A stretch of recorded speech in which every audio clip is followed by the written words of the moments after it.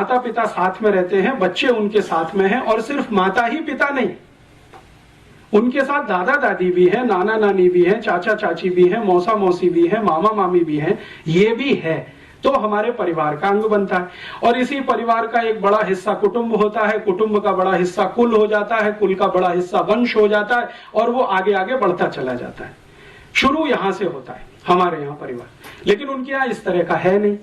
तो हम जब यूरोपियन परिवार या अमेरिकन परिवार कहना शुरू करते हैं तो गफलत वहीं पे हो जाती है।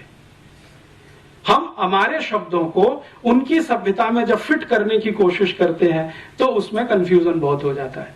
तो अपने शब्दों को अपनी सभ्यता तक सीमित रखकर उनके शब्दों को इस्तेमाल करें तो अच्छा है। तो उनका शब्द है फैमिली।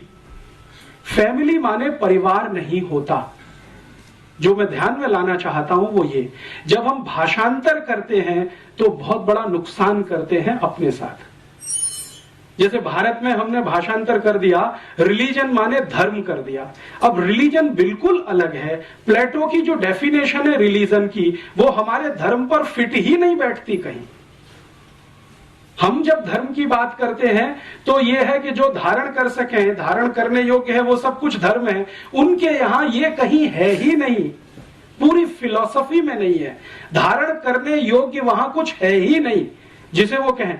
वो रिलीजन को क्या मानते हैं, आपने तिलक ऐसे लगाया ऐसे लगाया, घंटा ऐसे बजाया वैसे बजाया, अगरबत्ती लगाई कि मोमबत्ती जलाई, केक काटा के, ये उनके यहां सब कुछ रिलीजन में काम आता है कहने के लिए। हमारे यहां तो ये रिलीजन से बहुत दूर तक का इसका वास्ता नहीं है।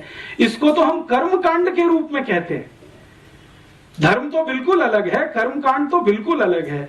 हम एक संप्रदाय वाले हैं तो हम एक तरह के कर्मकांड करेंगे, एक दूसरे संप्रदाय वाले दूसरे तरह का कर्मकांड करेंगे।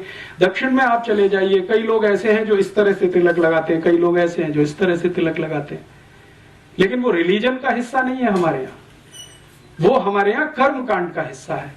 तो उनके यहाँ का रिलीजन हमारे यहाँ का धर्म नहीं है, उनके यहाँ की फैमिली हमारे यहाँ का परिवार नहीं है। हमने क्या किया है, भाषा की सहूलियत के लिए भाषांतर के रूप में इन शब्दों को इस्तेमाल करना शुरू किया है, और उससे बहुत कुछ गलतियां हम करते हैं और वो हमारी उन गलतियों पे हंसते हैं। हम जब फैमिली प्लानिंग की बात करते हैं ना, तो हमारे यहाँ तो फैमिली है नहीं, उसको प्लान क्या करें। उनके यहां फैमिली है तो उसको प्लान करना है। हमारे यहां तो परिवार है, उनके यहां तो परिवार नहीं है, फैमिली है। तो फैमिली प्लानिंग पूरा एक पॉलिसी के रूप में जब इस देश में चले तो हास्यास्पद ही दिखाई देता है। परिवार के बारे में बात करें तो कुछ समझ में आती है। तो कई बार क्या होता है कि शब्द उनके हम ले लें और अपने हिसाब से भाषांतर करके इस्तेमाल करें, वो तो उनके यहाँ फैमिली है, परिवार नहीं है। हमारे यहाँ परिवार है, उनके यहाँ नहीं है। तो अब दोनों अलग अलग हैं। और मैं जो कहना चाहता हूं, इसमें कोई ऊंचा नीचा की बात नहीं है, वो अलग है, हम अलग हैं। जैसे कई बार ये कहते हैं ना, यूरोप की सभ्यता में, भारत की सभ्यता में बहुत कुछ कॉमन है। ऐसा कुछ भी नहीं है जो कॉमन है। अगर कुछ है तो वो जबरदस्ती से किया हुआ है। जैसे वहां का पिज़्ज़ा आ गया, बर्गर आ गया और हमने खाना शुरू कर दिया तो कॉमन हो गया, या वहां से पेप्सी कोक आ गया, हमने पीना शुरू कर दिया तो कॉमन हो गया। वो सभ्यता का अंग नहीं है, वो नकल किया हुआ एक हिस्सा है।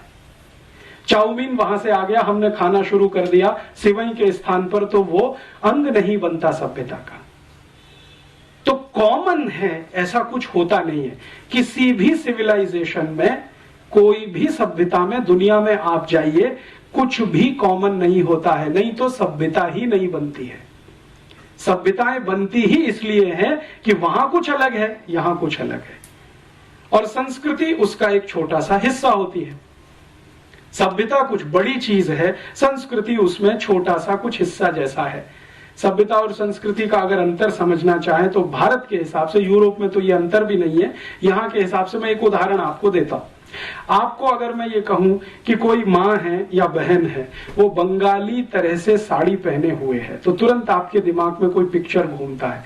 बंगाली तरीका क्या है साड़ी पहनने का? कुछ है।